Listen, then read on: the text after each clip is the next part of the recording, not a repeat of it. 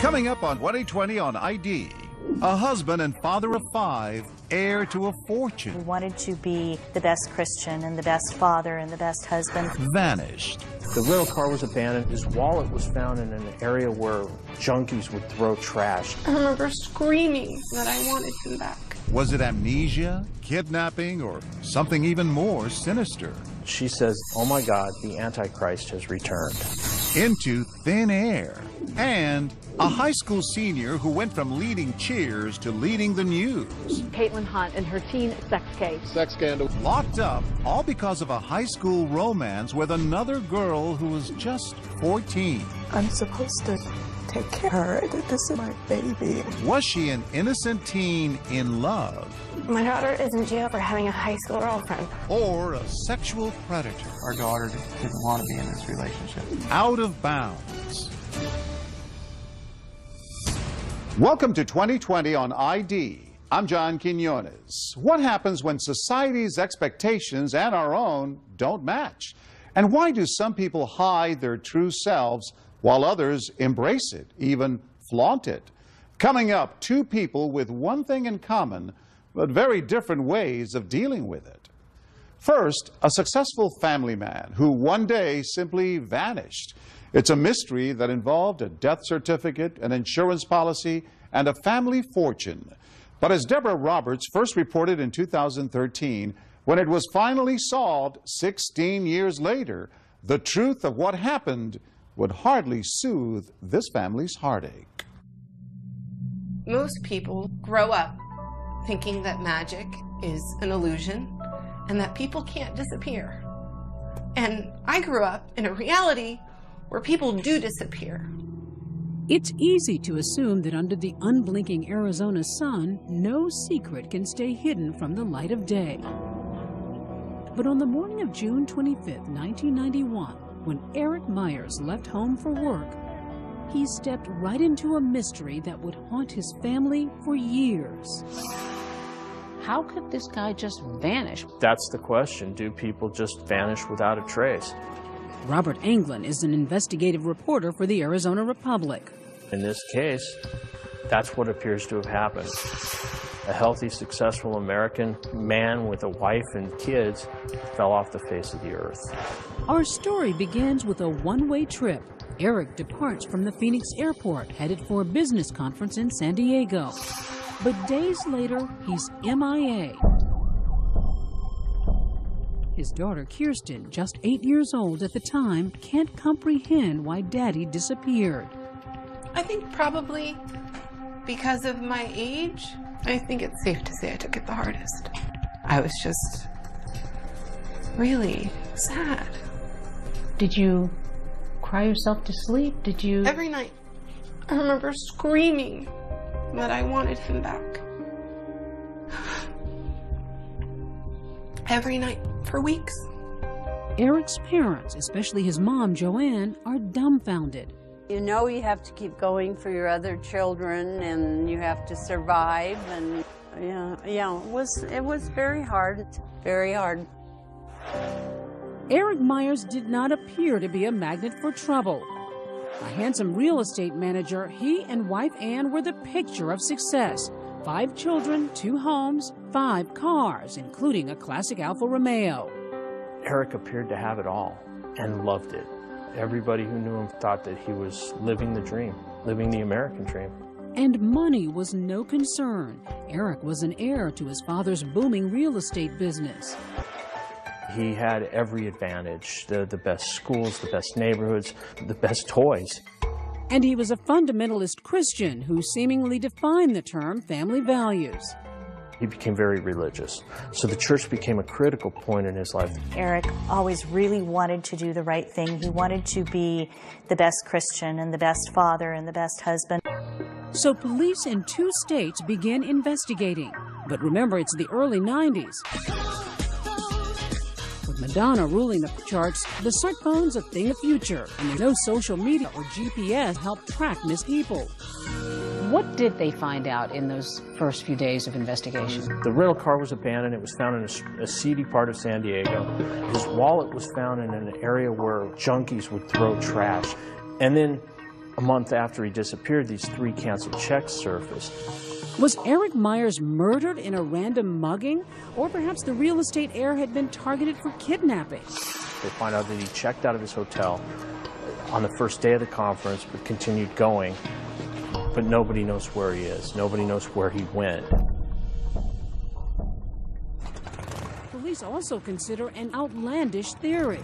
The story goes that Eric at some point had rescued a woman from a violent biker gang, was trying to flee that subculture, and he had taken her in and given her shelter, and that the bikers had threatened his life. Those leads all turn into dead ends, and the case goes cold. Meanwhile, Eric Myers' family is in tatters. And was there any consoling? Was there anything? Oh, yeah. I mean, my mom did everything she could. But what was she going to do other than just hold me and tell me that it was going to be okay? Weeks dissolve into months, then years, with no sign of Daddy. So Anne and her kids are forced to move on, celebrating birthdays, proms, graduations, all without Eric. Anne Myers declined our request for an interview, but once spoke with Robert Anglin. This case is as cold as ice. Anne Myers is moving through her career. The family never holds a memorial service for Eric, but they do have him declared legally dead. With no body, no funeral, nothing except a death certificate to mark his passing, Eric Myers' life comes to an unceremonious close on June 30th, 1996. His family cashes out an insurance policy worth close to $1 million. But now when there should finally be closure, there's not. Troubling questions remain. Anne never believed he was dead in the beginning, but as the years passed, what she told me was she wanted him to be dead. She wanted him to be dead, and she wanted him to die unmourned, unloved, and unsung. And as time went on, I stopped crying. did you assume that he died? What did you think? No. The only logical conclusion that I could come to was, you know, it's a lot easier to find a dead body than it is to find a living one. And if a living body doesn't want to be found, then it means it doesn't want to be here. Could it really be that Eric Myers wasn't murdered after all? That he'd simply walked out on his wife, kids, and parents? And if so, why? It would take time, a trip to Mexico, and this nude model to explain it all. It sounds like he pulled off the great escape act of the century. Yeah, he pulled off the great escape. Stay with us.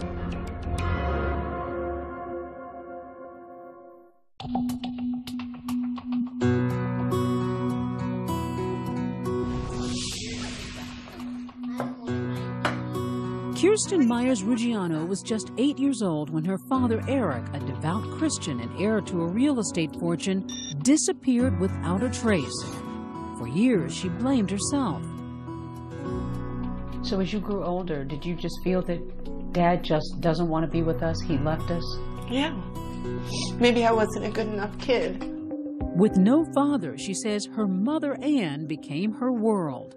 My mother is one of the most selfless people I've ever met. If either my sister or I called her and said, I need you here now, she would absolutely drop everything to be by our side as soon as she needed to.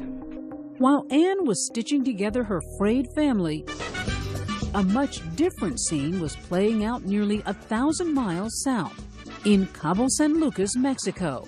With its warm sand and cold, colorful drinks, it's a great getaway, or escape.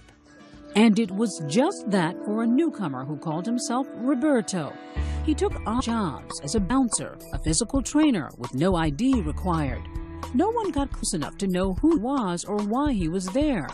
But Roberto was actually Eric Myers. He says he's poverty-stricken. He doesn't know where his next meal is going to come from. It's very dramatic. The Mexican getaway goes on for 4 months without one phone call home. Then Roberto heads back stateside, not to Phoenix, but to swinging Palm Springs, California, Hollywood's ritzy death playground. Everyone from Rat Pack to Elvis to Barbra Streisand have had homes here. But why would a poverty-stricken Eric, now calling himself Robert, land in such an expensive spot? For the first time on camera, Eric Myers explains his bizarre odyssey. I just wanted it all to end. I wanted everything to end. He says it's a story of pain that came to a head during that business trip in San Diego. You get to San Diego and you check into the hotel. What do you remember about the hotel? I don't remember even checking in. I don't recall checking into any hotel, let alone the one I did, and I don't remember checking out. Some would say maybe you choose not to remember because you don't have to answer to anything. And I'd say it'd be much better for me to have my whole story spelled out than have these gaps. I'm answering honestly that I have gaps. What he does remember, he says, is that one night after a seminar, he was robbed by two men and left in a state of shock. So they took your cash? Well, they took my wallet. So whatever's in my wallet, they got. So some people would go running into the hotel or go running to someone else or go, I've got to go call the police, I was just mugged. Well, yes, but I did go call the police. I make the phone call and I'm put on hold. I'm put on hold for an inordinate long period of time. Eric says he suffered an emotional breakdown. At whatever point I gave up, I took the phone and I beat the crap out of the phone, just in anger. But I'm also having this massive amount of shakes. Everybody breaks at some point. You've maybe never broken, but I'm sure that if enough things happened, you'd break. Well, I didn't know what my breaking point was. Apparently, I reached it. And that's when things headed south, literally, to Cabo. I just had to get away. You know, I'm going through justification things along the way because I'm sitting there saying, you can do this and still go back. I wondered about him. I wondered if he'd ever come back. And at some point, it became clear to me that he was never coming back. And that I needed to just move on. How much are you thinking about your kids? I would try not to dwell or think down that road because that would just take me into a very dark place. And again, this isn't a justification. But isn't that a selfish way to look at it? I mean, you're thinking about yourself and shutting down, and you've got children who are crying themselves to sleep, wondering what happened to their dad? I cannot say anything to deny that it is the most selfish thing in the world. And I will never be painted as a saint. But no one is all good, and no one's all bad. If he wasn't thinking about his kids, what was he thinking about? It was this man, Sean Long. We were both alone. We felt alone, and we kind of connected because of that. And it was instant. You see, Eric wasn't just hiding out, he was coming out. At 6 years old, I knew I was attracted, drawn very heavily to other people my same sex. That's right, the once straight-laced evangelical family man is gay, something that has tortured him since adolescence. That was when I started thinking, this isn't right. You know, I want to be with men. And so I'm assuming it's right around mid-12 to mid-13. I had 3 different suicide events. He says he considered taking his life, once with a gun, another time perched on the edge of a cliff. I'm on that cliff, just like that. I'm looking at that gun, just like that. And I think I'll go to my grave that way. I've let go of being ashamed and that there's anything wrong with it. But remembering the pain brings it back like it was yesterday. Yesterday I was on the cliff.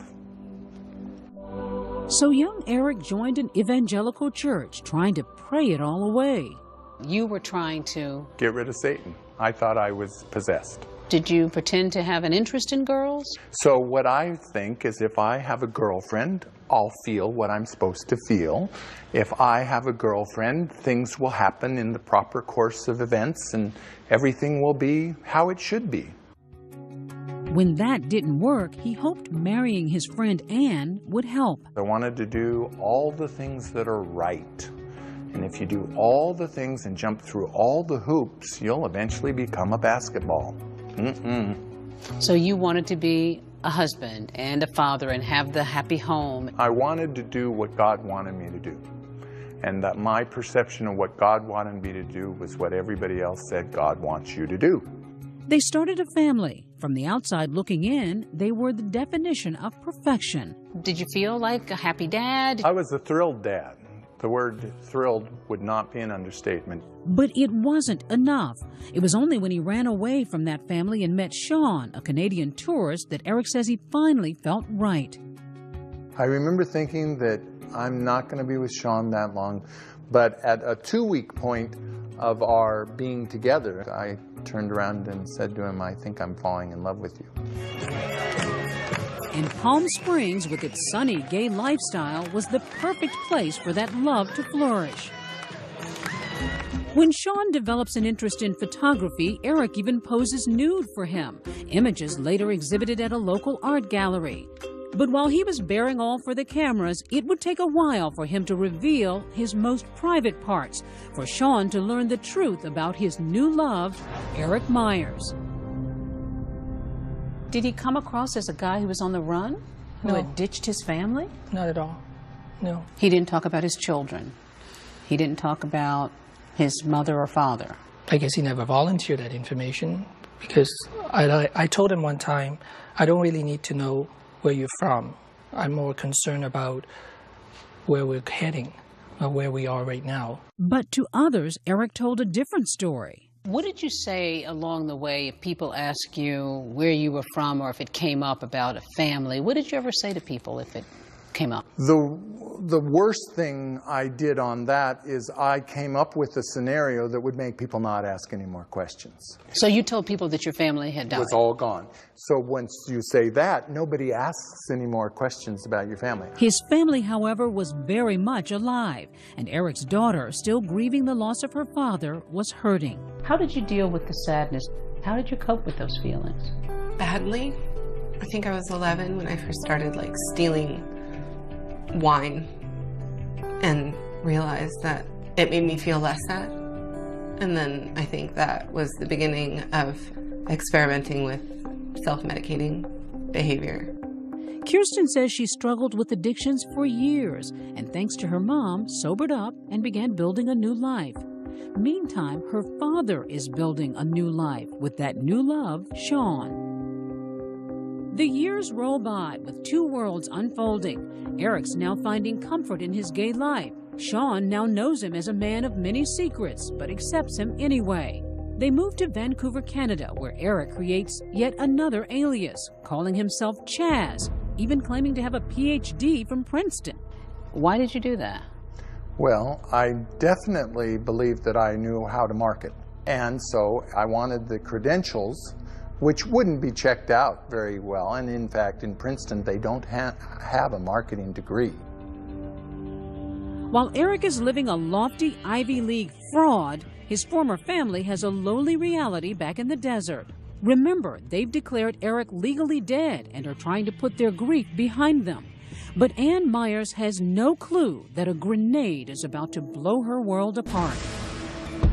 She says that her first reaction was, oh my God, the Antichrist has returned. He got away clean, but he came back and destroyed everybody's life in the process. He is a sick, psychotic person who has only ever acted for himself. Stay with us.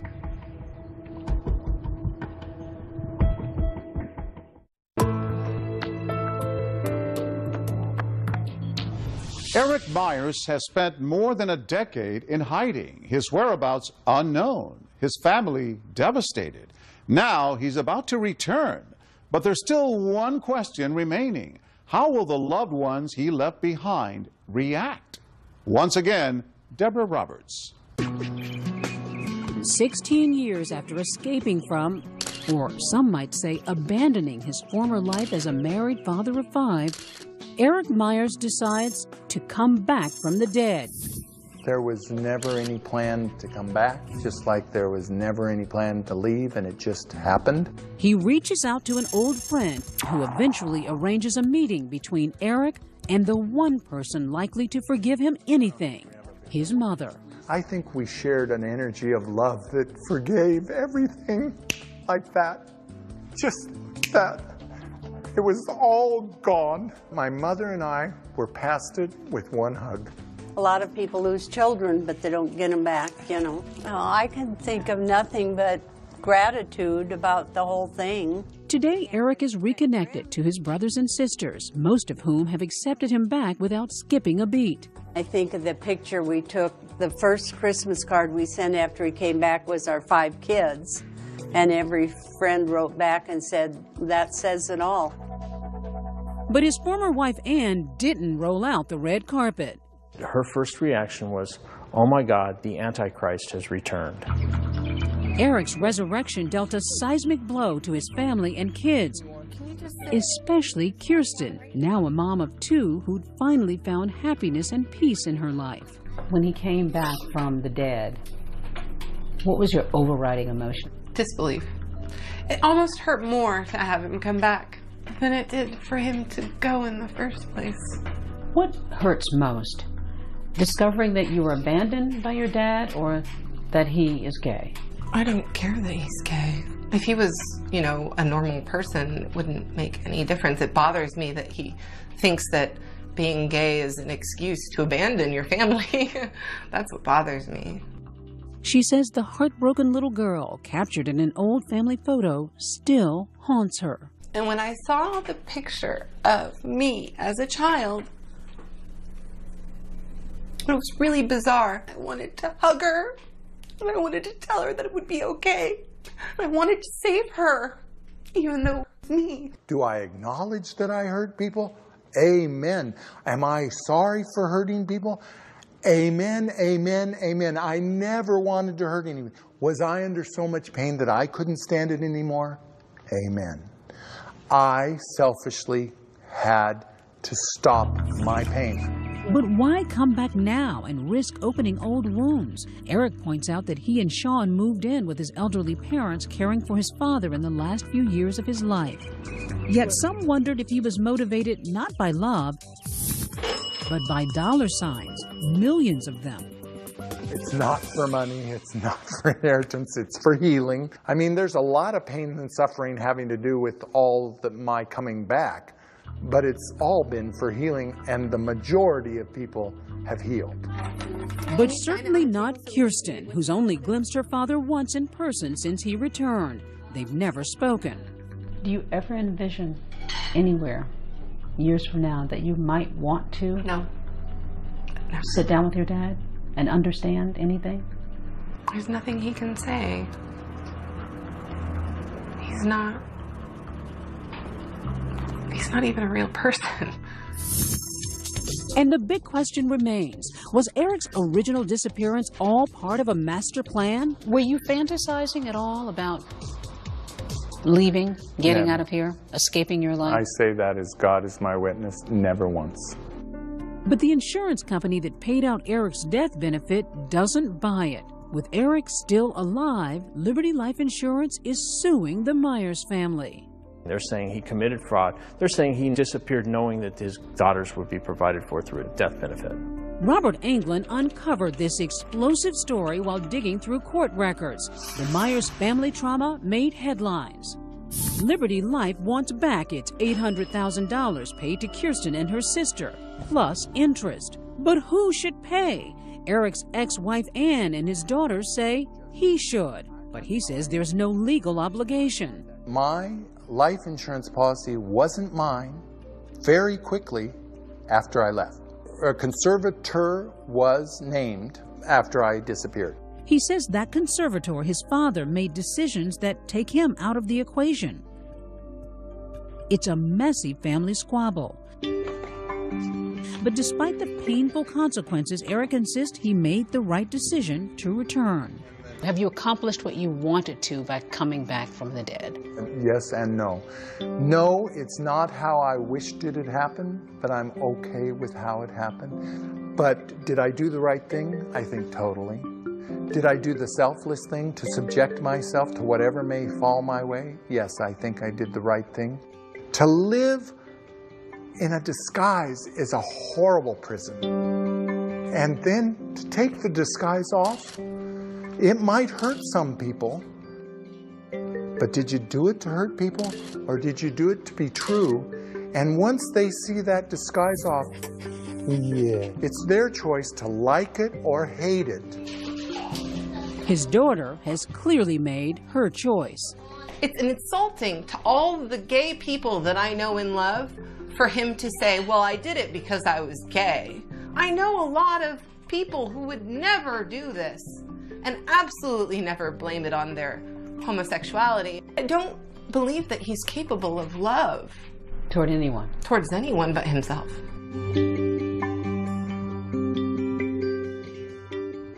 As of 2015, Eric Myers reports he still has no contact with either Kirsten or Aaron.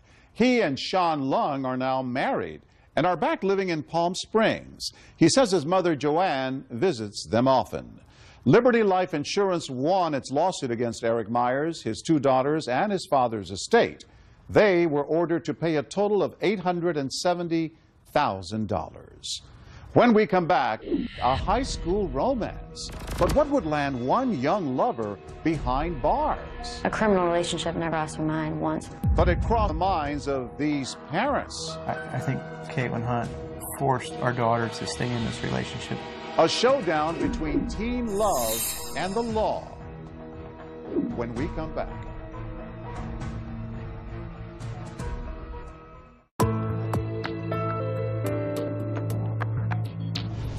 Many of us remember our first serious romance, but few of us ever faced prison time because of it. Still, for one high school senior, that's exactly what happened. As Matt Gutman first told us in 2013, this story of forbidden love exploded in a face-off between 2 families and pitted a teenager against the strong arm of the law. On Florida's Treasure Coast, Sebastian River High, home of the Sharks. Can't hide that shark pride, they say. But what was in that teenage shark tank called high school? No one is proud of. A sex scandal, felonious love. Caitlin Hunt and her teen sex case. Sex scandal. Lewd and lascivious battery of a child. Caitlin Hunt was a senior whose crush turned into a crime. Her love improbably landing her in lockup here at the Indian River County Jail. A criminal relationship never crossed my mind once. Hunt was an honor student, a choir girl. I wanna sing, I wanna shout, I wanna scream so loud. And the teen you see tossed in the air by her fellow cheerleaders here was also voted most school spirit. Possessed of a big heart. It's cute, but it's a video. Right for love. We had lunch together. We just started hanging out a lot in school and talking. The cheerleader fell for the jock, at first just stealing kisses, and then sex in the school bathroom. I would say we had a really close relationship. We told each other everything. Although Caitlin was 18 at the time, the person she had sex with was just 14. It gets much more complicated because this is not a classic Romeo and Juliet story, it's a Juliet and Juliet story. The person 18-year-old Caitlin Hunt says she loved and had sex with was a 14-year-old girl. The homosexuality aspect of it was involved. When you have somewhat of a spiritual community, a lot of churches, and a lot of very conservative people, to be quite frank with you, when that type of liberal activity comes to a community, it's the talk of the town. She was real funny. She was that person you could go to if you had a bad day. She could cheer you up in like 5 minutes. She was just, around. Was a good girl. Caitlin's mother, Kelly, says she knew her daughter was in a same-sex relationship, but didn't realize the other girl was so young. And did you meet the girlfriend? Mm-hmm. Yep. What did you think of her?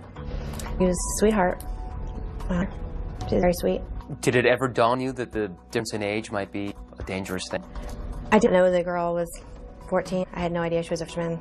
She looks older than my daughter. Something else she said she didn't know, the younger girl referred to in court documents as CS ran away from home one night and had a sleepover with Caitlin in her home. Eventually, it was a coach who revealed the relationship to the younger girl's parents. The next day, they and their 14-year-old daughter were in the sheriff's office. Their feeling was that the relationship was unhealthy and inappropriate based upon the age of the parties. Crimes Against Children detective Jeremy Shepard set a trap in the younger girl as bait. Tell me how you decided to do this controlled phone call with the victim. That is a procedure that we often use in cases like this in order to get the victim to get a confession from the suspect for us. Like, you're my first person I ever had sex with, like, does that mean, like, that's an attachment, you know? Like, does that mean anything to you? Obviously, it means really to me. This is where sweet love soured. In the state of Florida, even consensual sex between an 18-year-old and a 14-year-old is illegal. Caitlin was arrested. They had her in handcuffs in the driveway. Been to a police cruiser. What's going through mind? I don't even know. I was so shocked. I was scared to death because she was so scared to death. I'm Detective Shepard with the Sheriff's Office. In an interrogation room, Caitlin is questioned, asked about intimate details most people would want to discuss with their best friend, much less a police officer.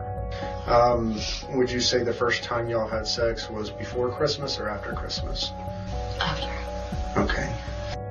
We met Kate at the Indian River County Jail for her first interview. We expected to meet a bubbly teenager, but after 2 months in lockup, the high-spirited girl was gone.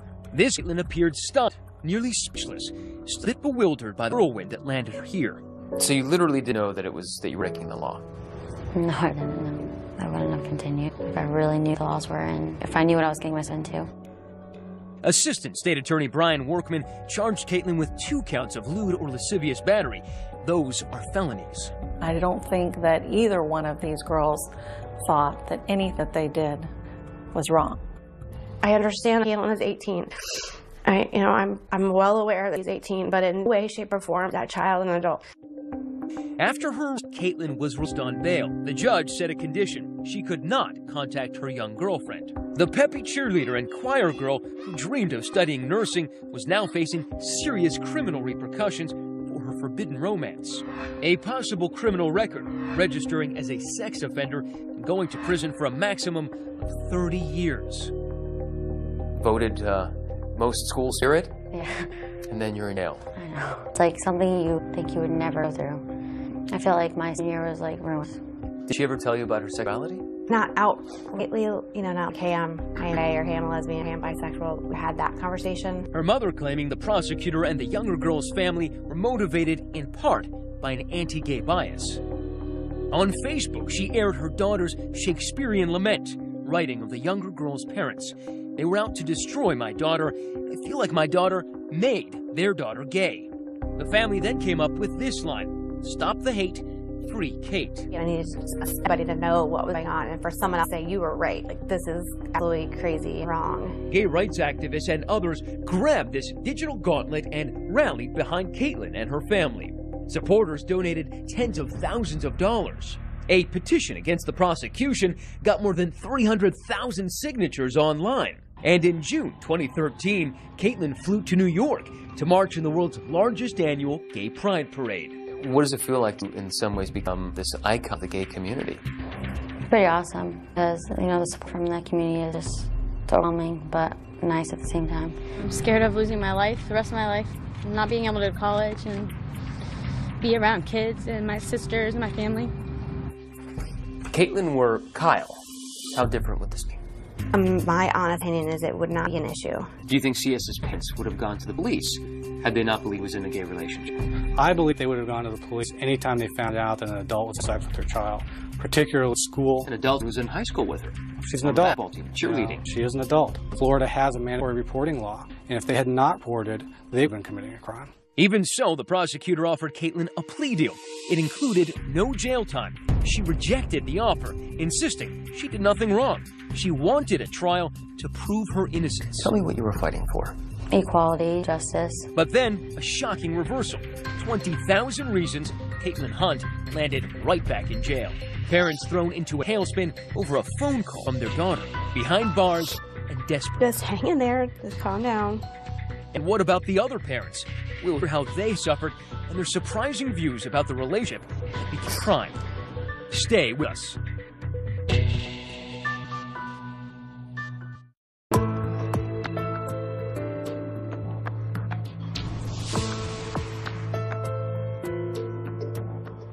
Free Kate became the nationwide rallying cry for Caitlin Hunt's army of supporters. There has been a massive campaign all week on her behalf. The Pepe, Florida high school senior, had been arrested for having a sexual relationship with a 9th grader, a 14-year-old girl. Did you love her? Mm-hmm. Yeah, I loved her a lot. I was like my best friend too, you know. Serious jail time because of her sexual relationship. Charged with having sex with a 14-year-old female classmate. She's not a predator. She's not a pedophile. She's this beautiful, smart, talented girl. Caitlin Hunt's family and supporters complained loudly that anti-gay bigotry was driving the prosecution, bias on the part of the state and the younger girl's parents. Those supposedly bigoted, biased parents, him and Laura Smith.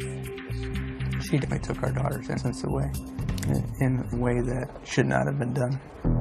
They were informed their daughter was involved with an 18-year-old. They say they don't even remember being told it was an 18-year-old girl. 18. Daughter's only 14. She's not allowed to date yet. I knew that daughter wasn't emotionally mature enough for any 18-year-old. If Caitlin had been Kyle, would it have made a difference to you? No, it wasn't gender. If it was Kyle, it still would have been wrong. For her part, Caitlin Hunt rejected plea offers that would have let her avoid jail. She and her family insisting that she was the victim because of her sexual preference. You know, I just think it's so wrong. I just want to do everything I can, everything I can to beat it. To win and get her, have her lives back, our lives back. The Smiths say they want their lives back too. They say have been threatened in matching phone calls like this one. Your involvement in the prosecution of Caitlin Hunt means that I'm going to have to come and murder you. They've been accused of being anti-gay. But what if your daughter came to you and said, Mom, Dad, I'm gay? We've asked her that, and we've talked about it, and it's not really the issue for us. We've had the conversation, and I'm perfectly fine who she is. She's our daughter. We're going to love her no matter what. We're going to love her till the day we die. They told me today that they'd accept daughter, whatever her sexuality might be. That's true? I do not. I think that's a lie. I've always thought it was a gay issue for them. And the time the young girl ran away wound up, as they would later discover, in the bedroom of Caitlin Hunt. The girl's parents say that was one of the worst days of their lives. Lori, of all the things that we've talked about, your daughter going missing seems to be the thing that is most painful to you. Why? I thought someone had come and taken her, and my only thought was, I should have been there. I'm supposed to take care of her. This is my baby. But the Smith family had not heard the last of Caitlin Hunt. In spite of the judge's order forbidding any contact whatsoever, police say Caitlin had been exchanging text messages with the other girl, more than 20,000 texts, sending her nude and lewd photos and videos of herself, and most damning, there was intimate physical contact. I wonder if you feel that you've made a mistake here. I made a mistake. Do you think you made a mistake? Did you do anything wrong? I don't even know. I don't know how to answer that question, honestly. Do I think I made a mistake by dating someone in high school that I went to school and I played basketball with? No. I don't think I made a mistake. Do you think you made a mistake by sending her 20,000 messages, including nude pictures of yourself? Yeah, I think that was a mistake. Why do you think that happened? I think it goes back to having, two teenagers who think or are in love. But you kept up the contact, even though you shouldn't. Why? I needed closure. I felt like I had none when that first happened. I was forced to stop talking and forced to stop dating, and I just got wrapped up. 20,000 text messages. Nude pictures. Videos. I think Caitlin Hunt forced our daughter to stay in this relationship when our daughter didn't want to be in this relationship. The judge ordered Hunt to wait out the rest of her time before trial in the county jail. The girl who dreamed of being a songbird, she now finds herself growing older as a jailbird. Her hard times obvious during our interview with her parents when Caitlin called from lockup. Okay, relax. Relax. Tell me what's going on. It's okay, calm down. I know, calm down, honey. Calm down. Kelly Hunt's Caitlin was upset. Fellow inmates were harassing her. The parents tried to put on a brave face for their daughter, but afterward can't hide their pain. Sorry. I don't think anybody can imagine what you're going through. You can't. I mean, you just can't really describe it. It's so horrible. She's just a little kid, you know. When you think of Caitlin, do you think of her as a kid, like your daughter, or do you think of her as an adult? I honestly think of her as a child. I think that if she was an adult and she thought like an adult, then this would not have happened. Do you think she loved you? It's hard to say now, after all this came out and stuff, but I believe she did at the time before I got in trouble. Do you love her now? I love her, you know, as a person. I don't think I could ever be with her again. Should it be legal for someone who is 18, regardless of sex, and someone who is 14? It's a tough question, and I don't know if there's a right answer. What I know is that 2 teenage girls in high school that consent to a relationship, they should be felons for it. I mean, I never really got educated on dating laws or, you know, the age differences and stuff like that. Did you raise your hand, please? You swear on the testimony about the truth, the whole truth, nothing but the truth? In the end, there would be no trial for Caitlin Hunt. She agreed to a plea deal that will set her free in 2 months, a gift for her sick family. Although there will be 2 long years of house arrest, followed by probation. As long as I'm home with my family, I get to see everybody every day, and then I think I'll be